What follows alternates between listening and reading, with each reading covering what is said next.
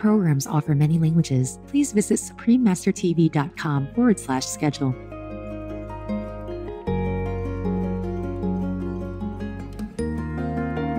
Fasting can create an environment where the body can get rid of pathogenic bacteria in the gut. In fact, we believe that fasting is like rebooting the hard drive in the computer, including when it comes to gut microbiome. Continue watching to find out more.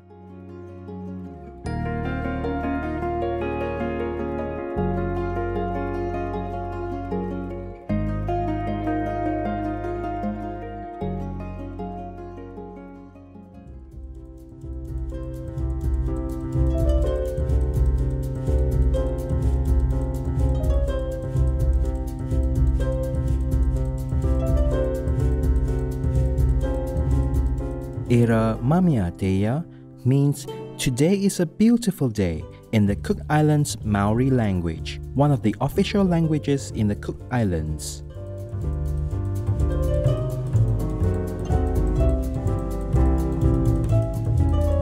Right viewers, my name is Taina. The people of the Cook Islands wish for your heart to sparkle radiantly.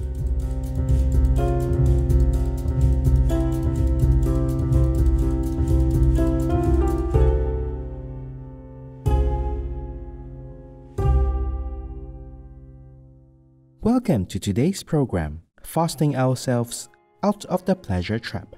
Dr. Alan Goldhamer, Vegan, Part 3 of 3.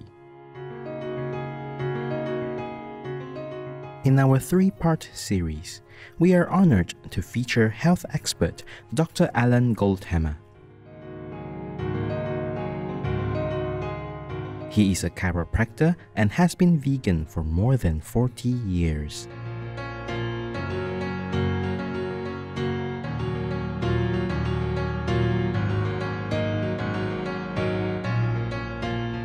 To encourage the public to return to a healthier life, Dr. Goldhamer co-authored the book, The Pleasure Trap, Mastering the Hidden Force That Undermines Health and Happiness, to share his insightful observations on removing barriers to wellness and the practice of water fasting. In 1984, Dr. Goldhamer established the Santa Rosa, California, USA-based True North Health Center that provides medical, chiropractic, naturopathic, massage, and acupuncture services. The center is now the largest facility in the world that specializes in medically supervised water-only fasting.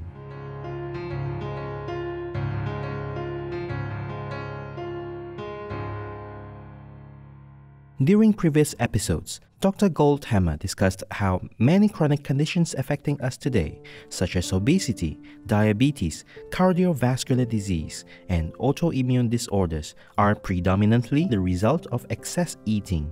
He says the result we find it difficult to control our appetites is that we are caught in the pleasure trap.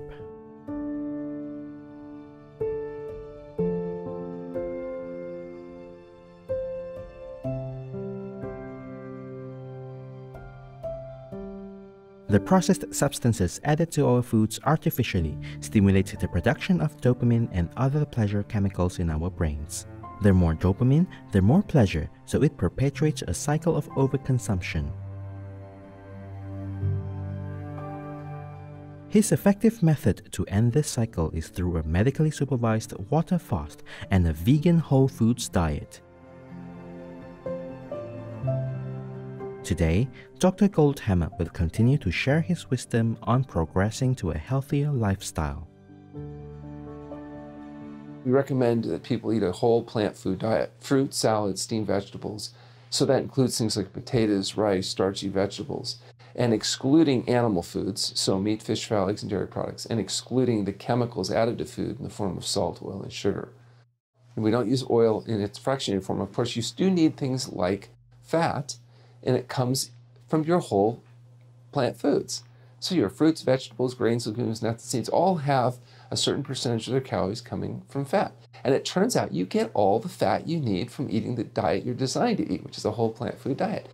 You need sodium, but all the sodium you need comes from within the vegetable-rich diet that we're eating. Skipping 1 or 2 meals in a day is easily attainable. But when it comes to truly long periods of purposely not eating, this is a different matter and requires careful guidance. People may believe that extended fasting is an enormous challenge, but as Dr. Goldhamer explains, we all fast daily while asleep. He also recommends refraining from eating at least 3 hours before going to bed, as this is beneficial for our bodies.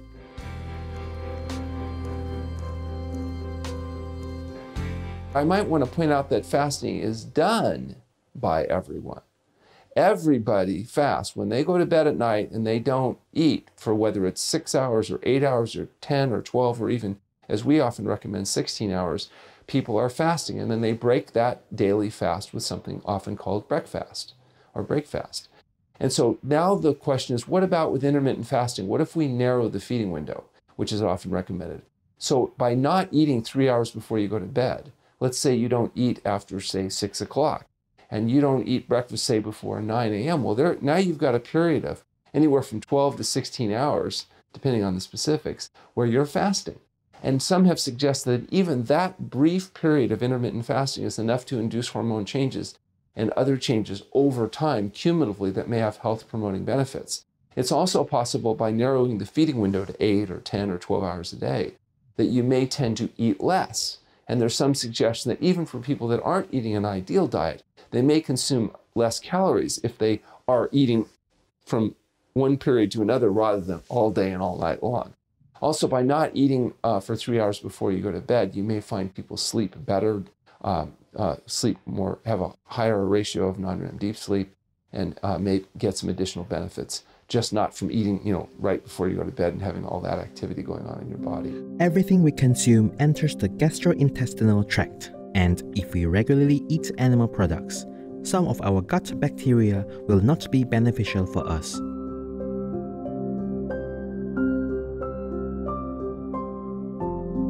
A fast can reset our system and clear out bad bacteria that can cause health issues like autoimmune disorders and replace them with good bacteria if we then embrace a vegan lifestyle.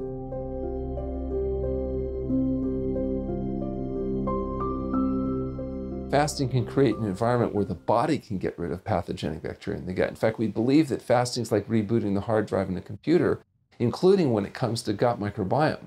You have 5 pounds of bacteria living in your intestinal tract right now, maybe 1,000 different strains.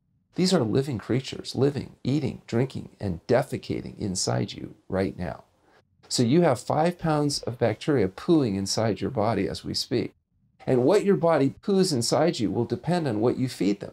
If you feed your bacteria meat, you're going to have a different bacteria strain and different byproducts from their survival than if you feed them soluble fibers like sweet potatoes. So if you want those bacteria pooling trimethylamine oxidase into you and increasing your risk of heart disease and cancer, people may choose to eat meat. If you want to have your bacteria pooling fertilizer into you, including vitamin K and other things, then I would recommend a whole plant food diet, particularly, starchy vegetable materials.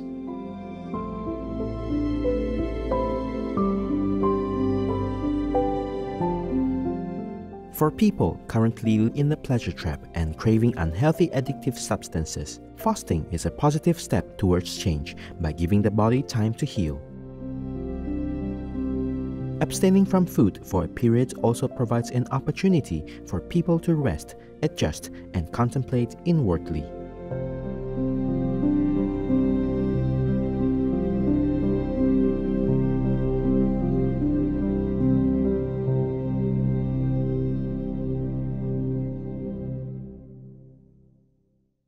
The reality is that it's difficult to get people that are addicts to quit their addictions. If they're smokers, it's hard to quit smoking. Interestingly enough, by the second day of fasting, most smokers report no cravings for cigarettes. Now, some people say it's because they're so miserable fasting, they just don't think about the cigarettes, but it's really not true. It's just that whole metabolic adaptation is sped up in fasting. People that can't stand healthy foods, oftentimes after fasting, find that their palate is realimerated, and now they like the taste of good food. And sometimes even the foods they used to crave are so strong that they're not actually quite as appealing. The desserts and the things they used to eat are so sweet that it's not even quite as attractive. So it's not that people couldn't get back into their addictions. If they go back to smoking, if they go back to drinking, if they go back to eating heated, treated, processed garbage foods, eventually they'll become addicted again. But fasting can give people a chance to feel what it feels like to be healthy again, what it feels like for good foods to taste good again. So, and I think that's why virtually every religion, from the Jains to the Jews, to the Hindus, the Muslims, the Christians, all have traditions of fasting in their narrative. They all understand that fasting may affect how you think about yourself and the world around you. And we use it not just for emotional and spiritual and mental reasons, but also for physical benefit.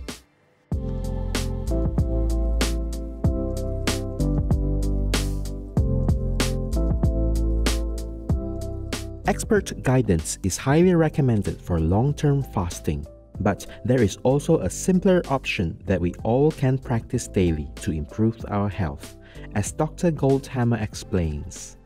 Well, there is a really effective way, and that's healthful living. So people that adopt a whole plant food SOS-free diet, get regular exercise, and get appropriate amounts of sleep tend to find their overall balancing mechanisms being corrected. There is no exogenous pill, potion, or powder that's going to make up for your indiscretions. And, that's what everybody's always looking for. What can I do so that I can achieve healthy weight and health, but without actually having to escape the pleasure trap? What people need to do is learn how to escape the pleasure trap so they can live healthfully, and the body will do what it does best, and that's heal itself.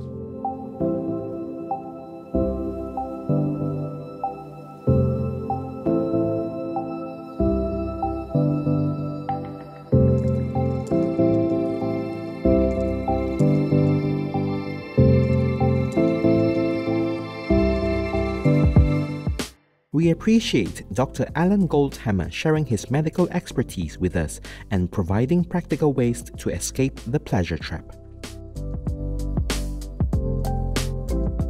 May we all find encouragement from his suggestions and take more control of our eating habits for optimal health.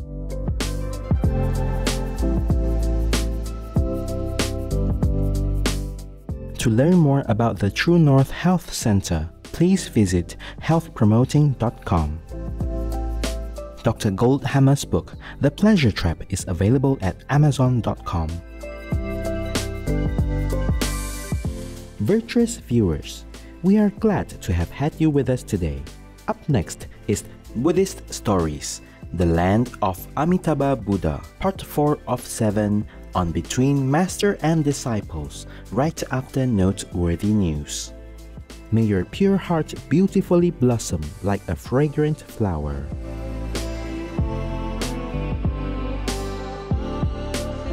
Our programs offer many languages. Please visit suprememastertv.com/schedule and suprememastertv.com/HL. Nos programmes offrent plusieurs langues. Veuillez visiter suprememastertv.com/schedule et suprememastertv.com/HL. Nuestros programas ofrecen varios idiomas. Visiten suprememastertv.com/schedule y suprememastertv.com/HL.